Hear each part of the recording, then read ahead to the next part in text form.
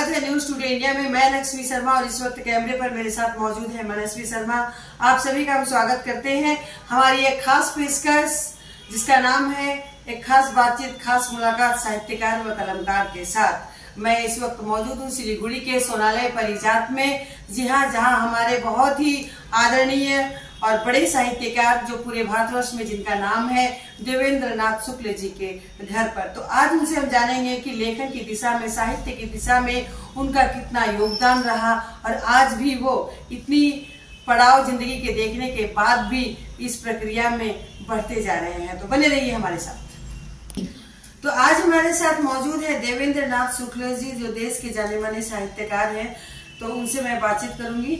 स्वागत है सर हमारे चैनल में आपका भी आपको धन्यवाद और पूरी आपका जो प्रश्नों में जवाब जी सर। आपने मतलब कब से शुरुआत की, क्या सन रहा होगा, क्या उम्र रही होगी आपकी? मैंने पहली बार लिखने का कार्य किया था 1963 में और वह कविता की वर्षा लिखी। और तभी से आप लिख रहे हैं सर? उसके बाद से मैंने कहानी लिखी। कहानी का नाम था आंसू के उपहार। एक कहानी थी जिसे मेरे शिक्षक ने नाम दिया सिसकते नीर। जी, बहुत ही अच्छा नाम। और उस समय आपने शुरुआत की। तो इस वक्त सर आप मतलब उम्र के इस पड़ाव में है, पूरा जीवन इतनी संस्थाओं से आप जुड़े हुए हैं, इतनी जगह आपको सम्मानित किया जा चुका है और मैं देखती हूँ कि प्राय ही आप किताबों को प्रकाशन करने के क्षेत्र में अग्रज रहते हैं। तो इस बारे में बताइए सर कि आपने अब तक कितनी किताबें लिखी, क्या किया इस क्षेत्र में सर? मेरी लिखी हुई और छपी हुई जो पुस्तकें हैं वो 6 हैं और 12-14 ऐसी पुस्तकें हैं जिनका मैंने संपादन किया। कुछ ऐसी किताबें हैं जो अभी प्रकाशन की राह में हैं। मुझे लगता है कि 2-1 वर्ष में निकल जाएंगी, ऐसा ही है।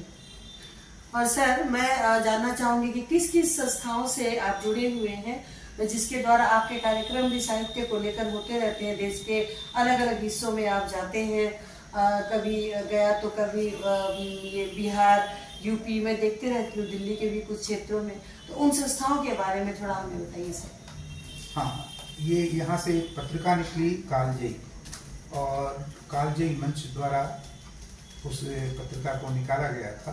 तो कालजयी मंच का ये स्थापना 1992-93 के आसपास में हुई और उसी समय से मैं उसका महासचिव हूँ। और इसके पहले जो अध्यक्ष थे वो भारतवीर आचार्य कैलाशनाथ ओझा थे। उनके अवसान के बाद डॉक्टर भिखी प्रसाद वीरेंद्र उसके अध्यक्ष हैं और उपाध्यक्ष हैं, हम कार्यकारी अध्यक्ष हैं महावीर चाचान।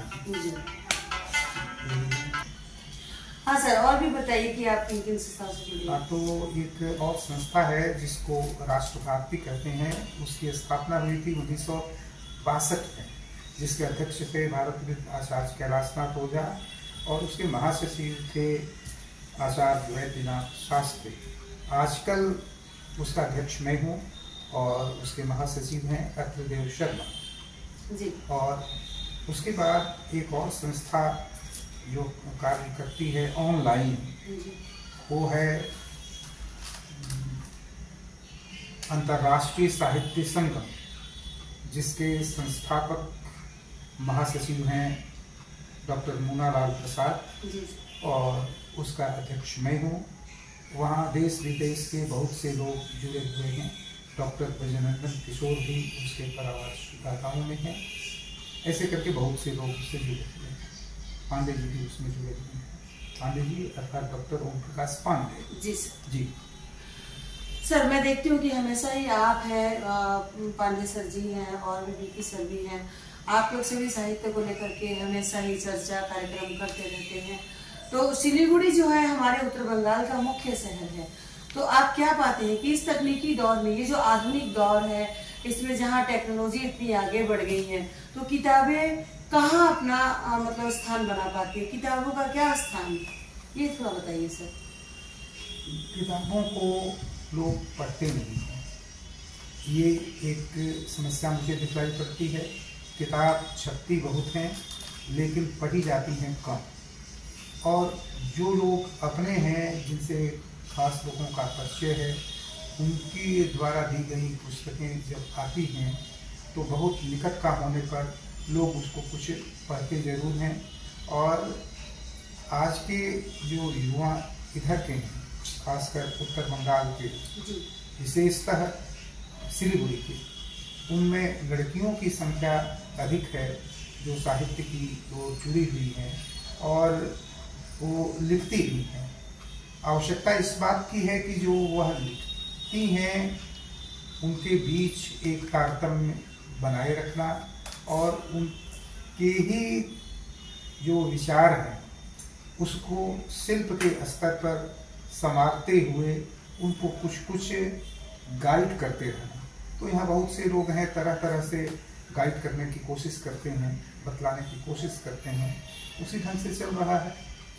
एक बहुत ही अच्छी बात हमने देखी, सर ने हमें बताया, देवेंद्रनाथ शुक्ल सर जी ने हमें एक बहुत अच्छी बात बताई कि महिलाएं, जी हाँ लड़कियां, युवा पीढ़ी की लड़कियां जो है वो साहित्य से जुड़ रही हैं, वो लिख रही हैं, लेखन की दिशा में आगे बढ़ रही है, साहित्य में उनकी रुचि है। ये बहुत ही अच्छी बात है कि कहीं न कहीं एक जो लॉ होती है वो हमें टिमटिमाती हुई ही सही लेकिन दिखाई दे रही है, नजर आ रही है कि पुरुष न सही कम से कम लड़कियां, जो महिलाएं साहित्य और लेखन की क्रिया में अग्रसर है और उन्हें आगे बढ़ने में किस तरीके से उसे लिखना है, किस तरीके से वो सही लिख पा रहे हैं कि नहीं, उन्हें मार्गदर्शन कर रहे हैं, उनको समझा पा रहे हैं शुक्ला सर जी। उनके पास कई ऐसे लेखक जो युवा पीढ़ी के हैं। मैं ठीक कर रही हूँ सर?